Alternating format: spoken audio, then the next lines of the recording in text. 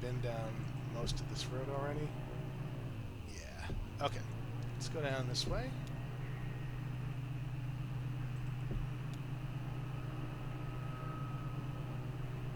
Oh, there's the farmhouse over there. There's Equus Oils. Oop, something's over there. Oh, right there. Buffalo Creek RECC. The office of the Buffalo Creek Rural Electric Cooperative Corporation is almost invisible from the road, its parking lot overgrown with weeds and its facade sheltered by ivy. Look in a window. A sinewy shadow obstructs the view through the window. Ah, is that a person? Well, enter front door. Floor is loosely covered in dirt. Parts of the carpet have rotted with exposure to rain. Wild mushrooms grow in some corners of the room. The wall behind the front desk has been mostly rotted away. It looks fragile. Pushed through the back wall. Conway finds himself in may once have been a conference room. The floor has fallen away in places and filled with a dark green mire. The walls of the conference room are decayed and damaged. Push through another wall. The drywall dissolves as Conway pushes through it, falling in damp clumps in the marsh. He breaks through into a long hallway. The glow of a bioluminescent fungus casts a faint blush on the walls. Conway has a feeling he has interrupted something. After a moment of silence, the frog chorus resumes. Ah, that's what he was interrupting. And you can hear it in the background, too.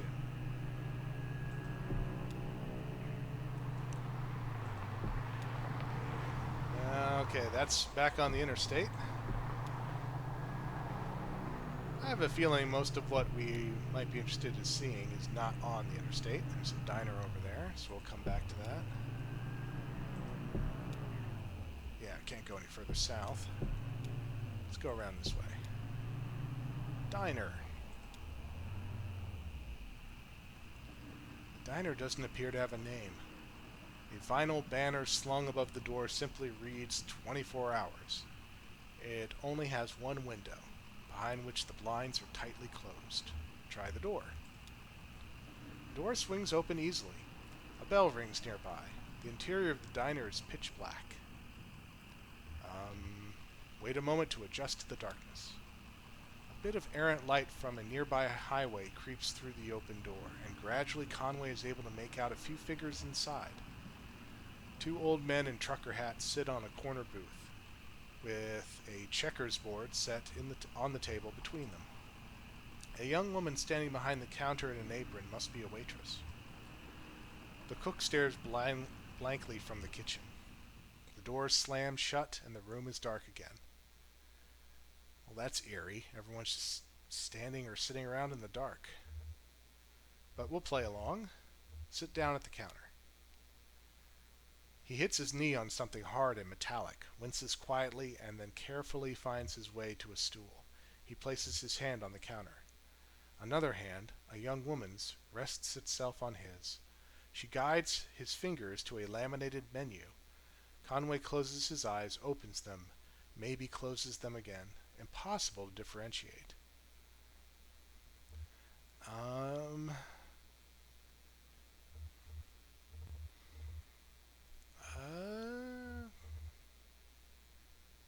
Boy, this is a weird scene. Let's just make it weirder.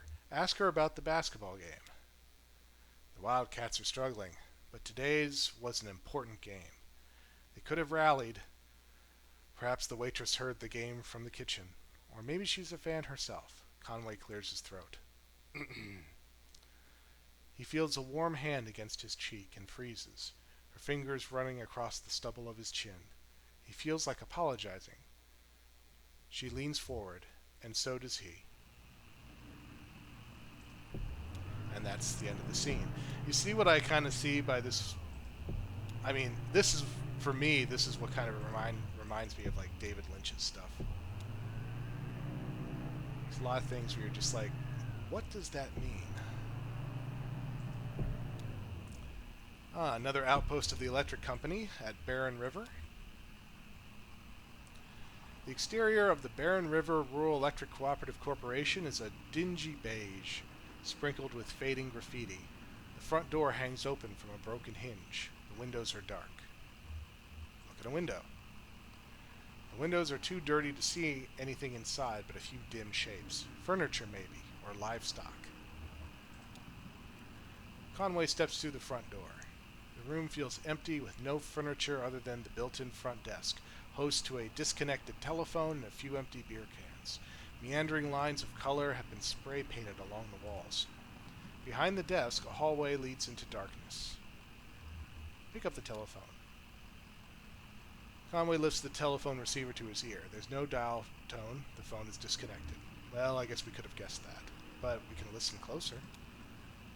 Conway closes his eyes. With the phone pressed close to his ear, Conway can hear a thin, quiet roar, like the ocean or the highway. Interesting. Enter the hallway. The hallway passes several smaller office doors.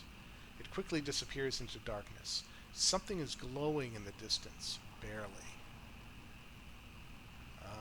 Try an office door or two. One of the office doors is still locked. Another has been broken open, and the door handle bent awkwardly inwards and embedded in the wood, but it's jammed against a filing cabinet. On closer inspection through the crack in the door, the whole room is filled with filing cabinets and other disused furniture. The hallway passes several smaller office doors. It quickly disappears into the darkness. Okay, walk to the dark end of the hall. The door at the far end of the hallway is tightly closed, but a warm glow bleeds in from its edges. Open the door. The handle is loose, and the door swings open easily. The hallway fills with warmth, light, and the smells of smoke and coffee. About a dozen men and women sit around a campfire in the middle of a large room. Cubicle walls have been cut into pieces, some leaning up against walls and some arranged into stacks of firewood. One of the women waves to Conway and offers him an empty chair. It's missing wheels, but it's comfortable and easily adjustable to his height. Someone takes a pot hung from above the fire and pours coffee into a styrofoam cup. Conway accepts it, and they all return to watching the fire.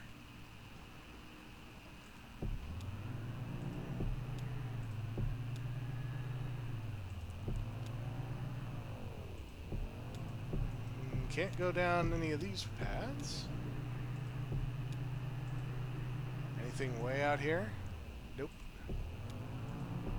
Alright, we'll go this way.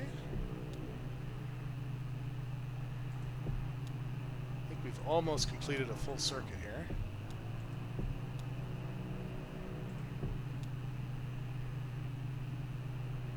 Oh, yeah, we have. There's the mine. Alright, now we're just going to travel a little bit around the interior here and see if anything else comes up.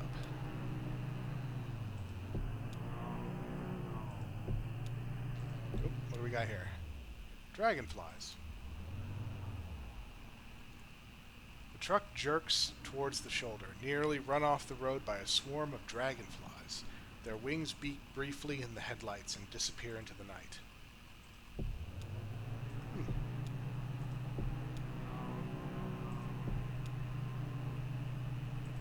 Anything up this way? No?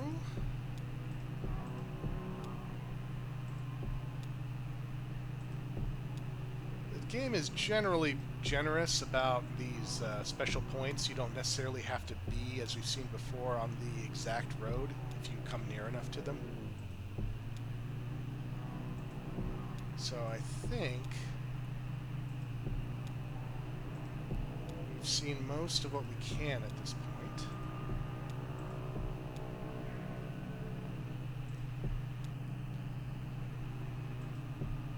Let's wander a little bit over here, just to make sure. But I think we're good. So again, I'm thinking I want to go to the farmhouse first.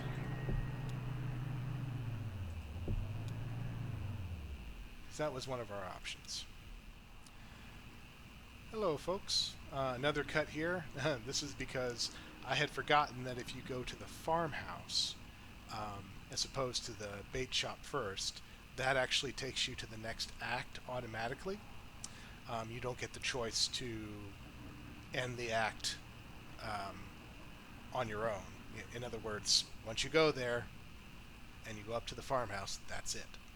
So I put this in so that we can see what the bait shop looks like. Also, as I was driving around, I found another place to look at here. We have guitar player.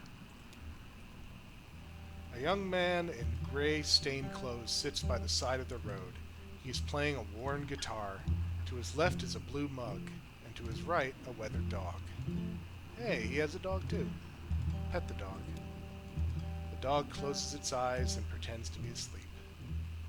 The young man strums absently on the guitar, hums tunelessly, and occasionally mumbles a word. Put $1 in the cup. Conway pulls a wrinkled dollar bill from his back pocket and puts it in the young man's cup. The young man stops playing, pulls the wet dollar bill out of his whiskey, and hands it back to Conway. It wasn't a collection cup, it was just his drink. That's funny. Alright, so let's go over to the shop. Here we go, bait shop. Conway and Shannon pull into the bait shop parking lot. Vaulted above the road on a thin steel bar, a handwritten sign reads, Live Bait. Minnows, small and also large, for stripers, night crawlers, chips and beer. A green flyer hangs loosely from a bit of masking tape at eye level. To the shop's right, a dirty parking lot sprawls unevenly into the grass, and then eventually trees. The bait shop is closed. Enter the side door to Shannon's workshop. The walls are lined with cheap metal shelves loaded precariously with vacuum tubes, awkwardly shaped metal casings, and coffee cans full of electric components. Shannon leads Conway to the back of the room, where a few TV sets in various states of disassembly are set up on a rough wooden table.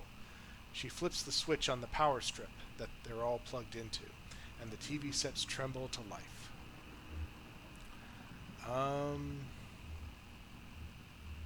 Watch the TV sets. A ghostly white wobble flickers along one screen in a rhythmic pattern. Another is just snow. A third, a small security monitor in the middle of the table, is oscillating between different shades of black. Ask Shannon about Weaver. Shannon points to a small security monitor on the table. The image on the screen is just black, but it seems to be fading slowly, almost imperceptibly, between different shades of black. Shannon tweaks a few knobs on the side of the monitor, but the picture doesn't change. Stare at the security monitor. The screen is a cavernous black. It hums and swells at the pace of the tide. Conway loses track of the workshop's walls. They could be inches away or miles. He is adrift on black water, traveling swiftly towards a rocky shore. There should be a lighthouse or a buoy by these rocks. It's too dangerous. Shannon switches off the power strip. Weaver is not here. Alright, so not an actual scene, just a text portion, but I wanted to go ahead and show what you'd see if you actually went to the bait shop instead of going directly to the farmhouse.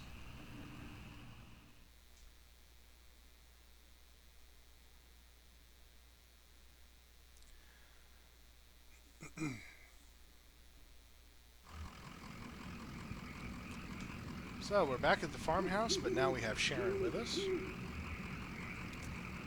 Any new description for the truck? Nope. Same as always. The bluegrass band seems to be gone here. But let's head up, I guess.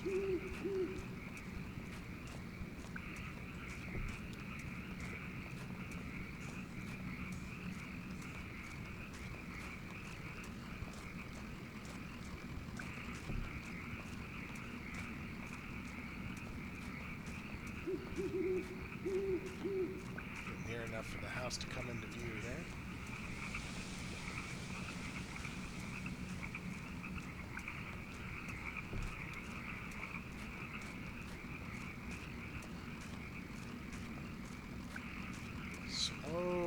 emerging from the mist.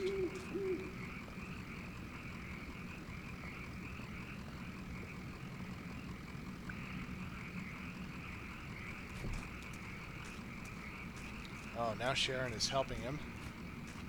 The hill must be a bit tough for Conway.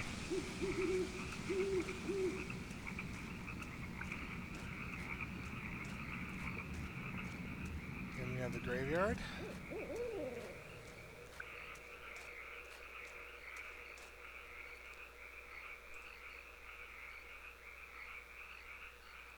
Yeah, okay, I think that's the same as before. But now we have this other icon. There's nobody buried here, you know. It's decorative, I guess. Or it's art or something, I don't know. What are the names on the headstones? Nowakowski? Padilla? I don't know those names. Maybe people who lived here before? I know when they bought this property it already had a house and everything. Or maybe they have some other symbolic meaning. Oh, and look at that headstone. Marquez. I used to think that was for my parents. Now I don't know.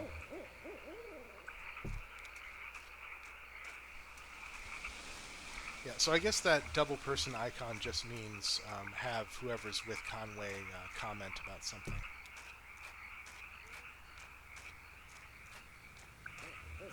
Go up to the house.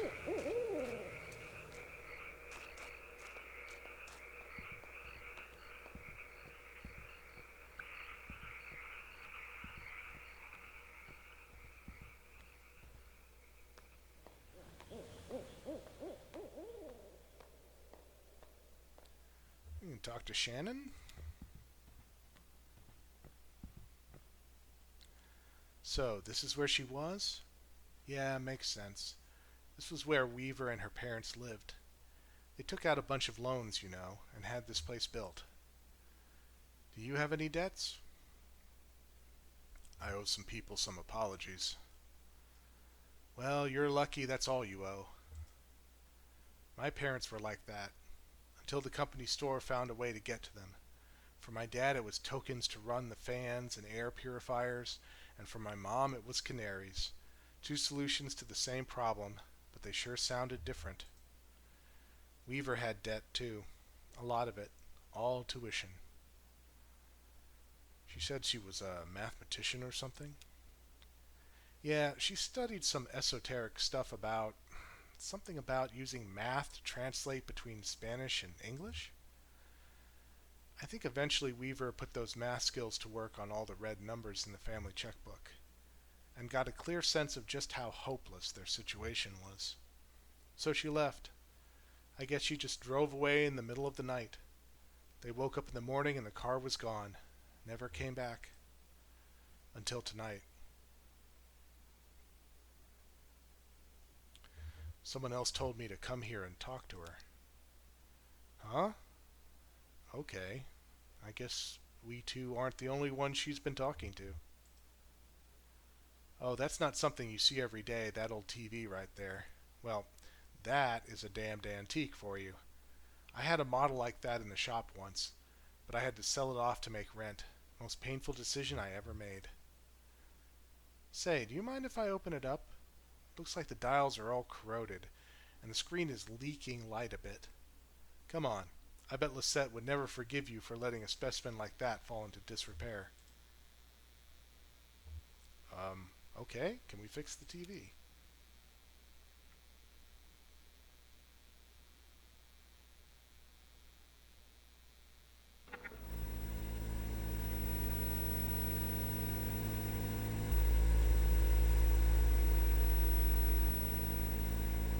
Oh yeah, these tubes are all messed up.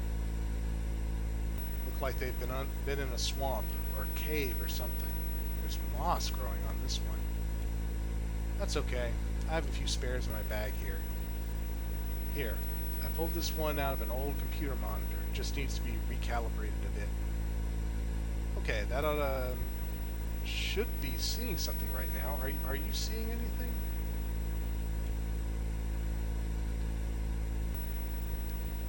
Hey, that looks dangerous. What are you doing there? Damn, okay. Here, I think the contacts are dirty. Now don't go telling my customers I clean off old vacuum tubes with spit. There. Just gotta turn it north-south and...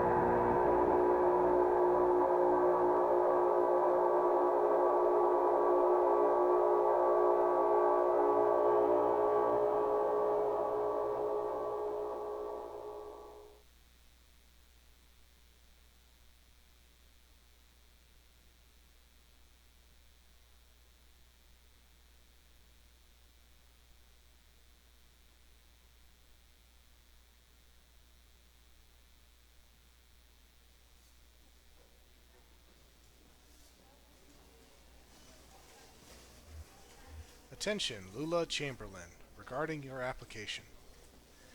Thank you for your application to the Gaston Trust for Imagine Architecture's annual fellowship.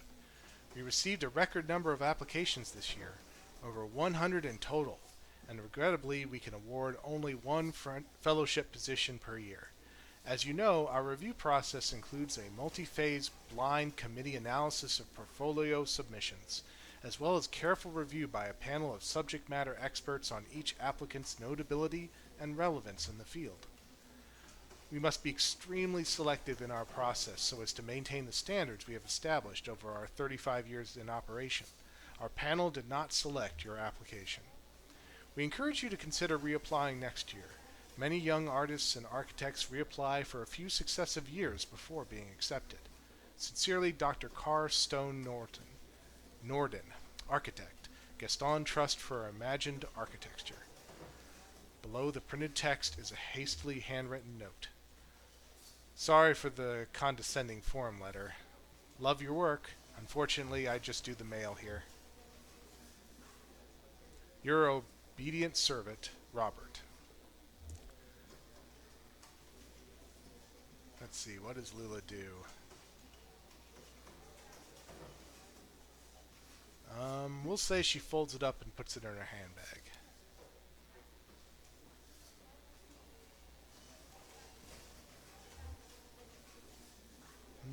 Let's see.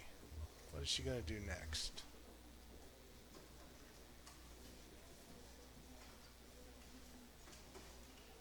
Let's say she opens the folder on her desk labeled Proposals. Lula sorts through documents, all printed on a fading letterhead reading Bureau of Reclaimed Spaces. Proposal 1. Site, hospital, proposed use, auto dealership. Proposal 2. Site, distillery, proposed use, graveyard. Proposal 3. Site, basketball court, proposed use, kennel.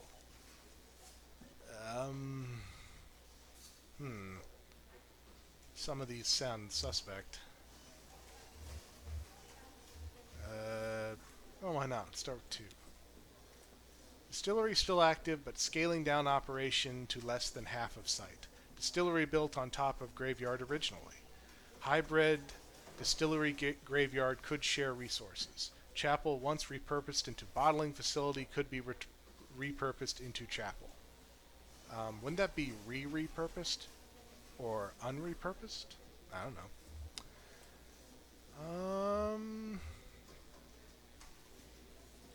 Well, if it used to be a graveyard originally, and they're not using half of the site, then I don't see a reason why they couldn't just do that.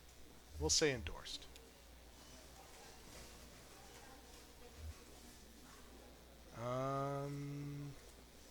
Okay, I guess we're going to look at all of these. Number 1. Hospital closed due to repeated sanitation violations. Auto dealerships' sanitation requirements comparatively lax. Small operating rooms could be repurposed into offices. Large cubicle-style administrative offices could be repurposed into showrooms.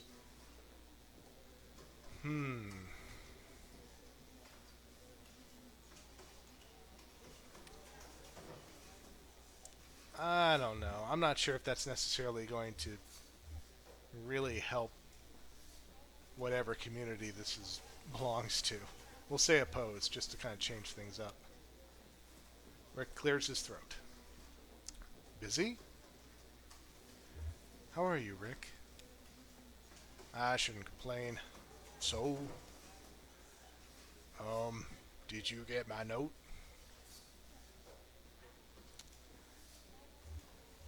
About the proposals? I've just finished them. Oh, great. Okay. I'll tell Diane. I think she was waiting on, I don't know. So, how did your application go? I was in the mailroom and I saw you got a letter back. Sorry, I don't mean to pry. I just saw. It's fine, Rick. I'm not going anywhere. How's your goldfish?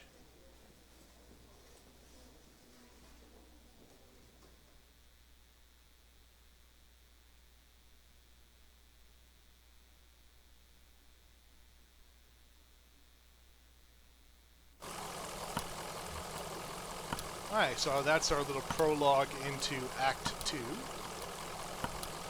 And so when we come back, we will dive into the Act 2 proper and see what this place is all about. Because as we saw in the scene just before the prologue, we actually drove down into a cave with a sign saying Kentucky Route 0 just off to the side.